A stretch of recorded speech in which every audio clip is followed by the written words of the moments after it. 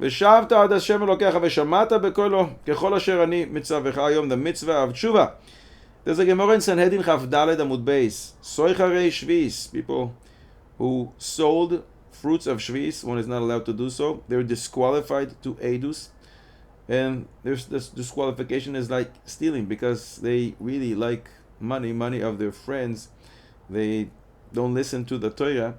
So just like a thief is disqualified for Eidus, they are disqualified as well because they go after money. The Gemara in Sanhedrin there, Chaf Hei Amud Beis says, so how do they become kosher Eidim again? How do they lose their disqualification? There are certain sequence, certain things that they have to do. For example, those people, Soicharei Shvis, that they sold fruits, they have to wait for the next Shemitah. And Reb Nehemiah says it's not just enough to say, okay, sorry, never do that again. You have to do something active. Keishan, how does it work? The one has to say, my name is Ploni ben Ploni, and last Shemitah I actually made a certain amount of money, and now I'm giving it as a gift to the Anim. I made this money selling the fruits of Shvitz. I wasn't allowed to, so I'm going to take this money, actively give it over to the Anim, and then they become kosher witnesses again. So we see that people who were disqualified, and this is just an example, those who sold fruits of Shvitz, they have a certain way that they can be kasher again, to be witnesses. But we must ask, from a Gemara in Kiddushin, Daf Mem Tes Amud Beis, a person goes to a lady and he says, would you like to be my wife? HaMekadesh Saisha Al Menas, he makes a condition, Al Menas Shani Tzadik, and I'm telling you, I'm a complete tzaddik, I'm complete righteous, and that's the Tanai, that's the condition that he makes.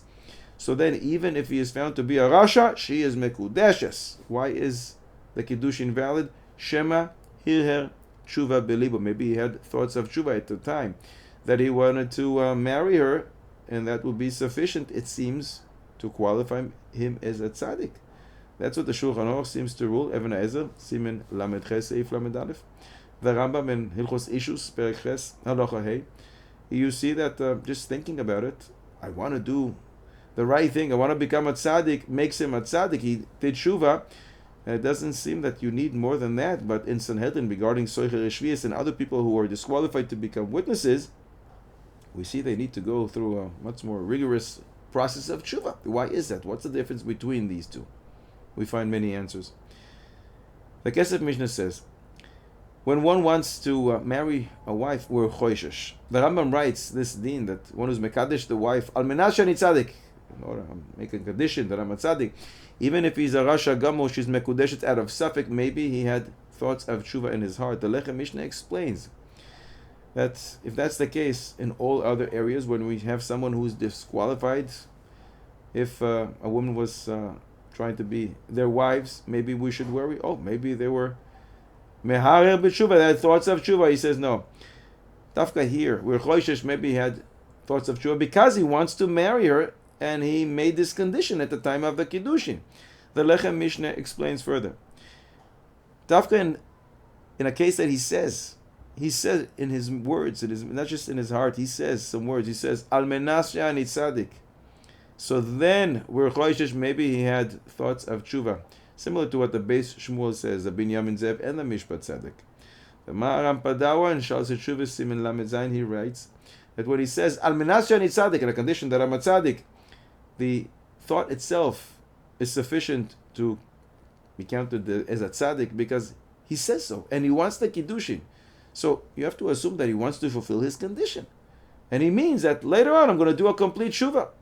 But this will not help to take a person out of the realm of aveya and to make him a kosher witness.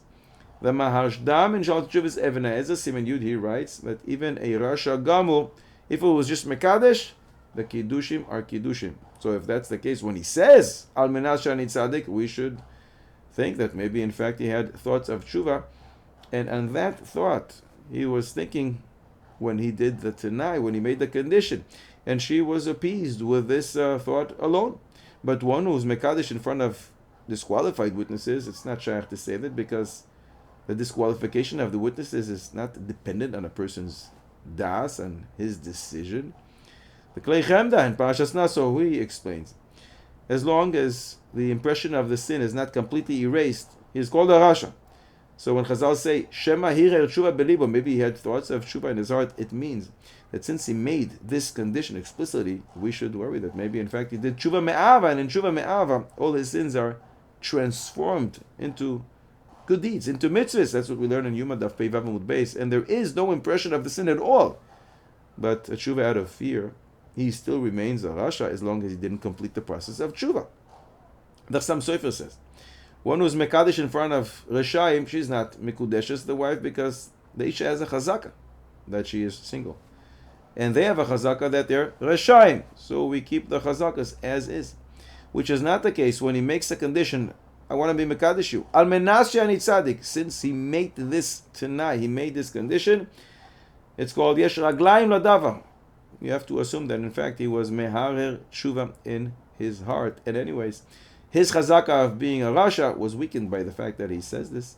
The Nachaleitan, he explains, when he says al menashe ani tzadik, we're choishes that in fact he did tshuva in his heart, because a person doesn't say things stam. There's a concept called en adam moitzi dvarav levatala. One doesn't say just words, and if he says al menashe ani tzadik, it's because in fact he probably had thoughts of tshuva.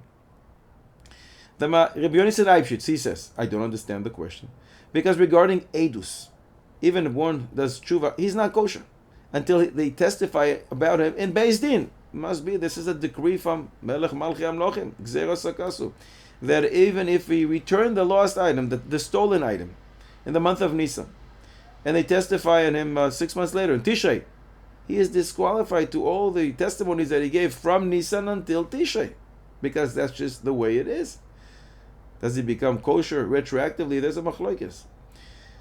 Rabbi Yonasan Eibshitz also says, even if we'll say that the Eidim in fact have thoughts of tshuva, but Beis Din are not going to accept them as good kosher witnesses because of that, because in Erva you need witnesses that are acceptable to be witnesses, which some explain that he means that even if we will say that when the witnesses testify, these witnesses, that they did tshuva, they're kosher retroactively, but here nobody came to the Beis Din and testified on them, so they're certainly disqualified.